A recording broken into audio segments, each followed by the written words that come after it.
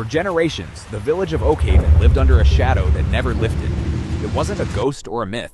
It was a hulking reptilian nightmare known as the Gravelback. With skin like jagged flint and fingers long enough to reach through second-story windows, the beast was the architect of the village's greatest sorrow. Every 12 years, when the moon hung thin and pale in the sky, the Gravelback would descend from the Black Crags to claim its tithe. It didn't want gold or grain. It wanted the children. It would snatch them in the dead of night, leaving behind nothing but the cold scent of wet stone and copper. The village elders preached submission, claiming that to fight the beast was to invite the destruction of everyone. But Caleb, a warrior who had watched his younger brother vanish into the darkness years ago, spent a decade refining a different philosophy. While the village locked their doors and huddled in fear, Kalen forged a spear from star-fallen iron. He bathed the tip in the sap of the widowweed, a toxin known to paralyze even the thickest-hided drakes. He didn't want to drive the monster away. He wanted to end it. On the night of the red moon, the air grew unnaturally cold. The livestock went silent.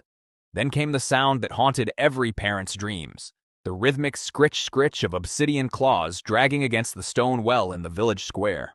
The Gravelback loomed over the weaver's cottage, its yellow eyes pulsing with a dim, sickly light. As its elongated arm reached toward the thatch roof, a heavy thud echoed through the square. Kalen stood there, unshielded, his star-iron spear humming in the wind.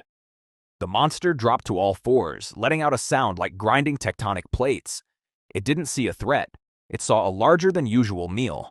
It lunged with impossible speed, a blur of gray scales and prehistoric hunger. Kalen dived beneath the creature's mass, the wind of its passing nearly knocking him senseless. As the Gravelback reared up to crush him, it exposed the one part of its body the sun never touched, the pale, soft scales of its underbelly.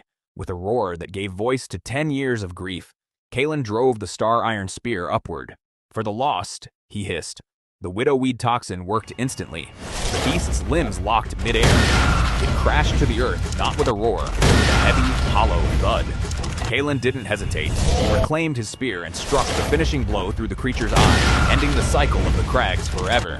When the sun rose, the villagers didn't find a god or a demon. They found a heap of gray stone and decaying scales. The fear that had paralyzed Oakhaven for centuries evaporated with the morning mist.